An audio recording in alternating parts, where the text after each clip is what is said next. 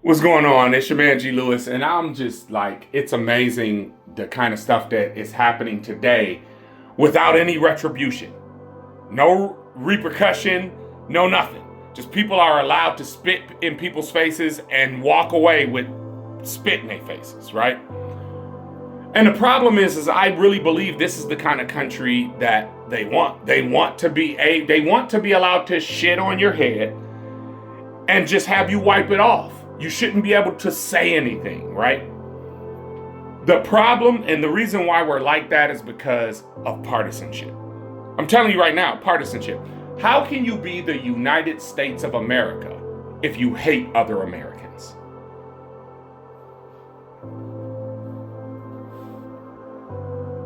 Please answer the question. How can you be the United States? That's the most important word. They didn't put America first, even though people are talking about put America first, right? United was the most important part because they realized we couldn't have beat England unless we stood together. Twice, unless we stood together. We couldn't have fought in these wars unless we stood together. They understood it. United meant team. If you hate the people on the other side, then how are you part of the team?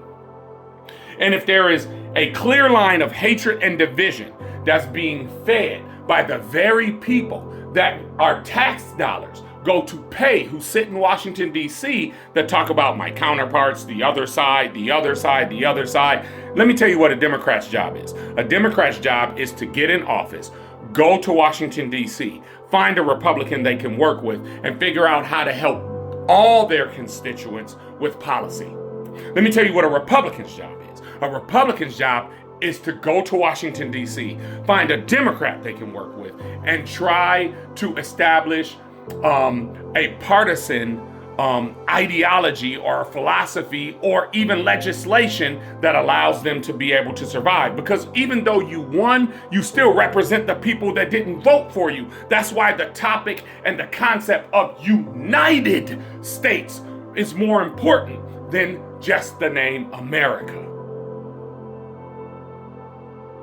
And what we're seeing is we're not united. Our system doesn't work. Listen, if you're able to put a picture of a former president and his wife up looking like apes with fur around them, and there is no repercussions, then your system doesn't work. If you're able to snatch people off the street without due process, which is a part of the Constitution. See, here's the problem. You think America is an idea, right? You think America is just an idea. America is sown into the soil. If it doesn't protect you the moment you step on the soil, then the idea of America becomes false. It becomes false. Everything about it becomes false. The idea of America is this soil protects you from things that other people won't protect you from. This soil protects you as a human being. This soil acknowledges the rights that are given to you by God. This soil. So the moment you step here, you're supposed to be protected. And we're watching somebody violate that, and we're cool with that. People are afraid of repercussions and what's going to happen to them if they say something. And y'all don't know what that sounds like?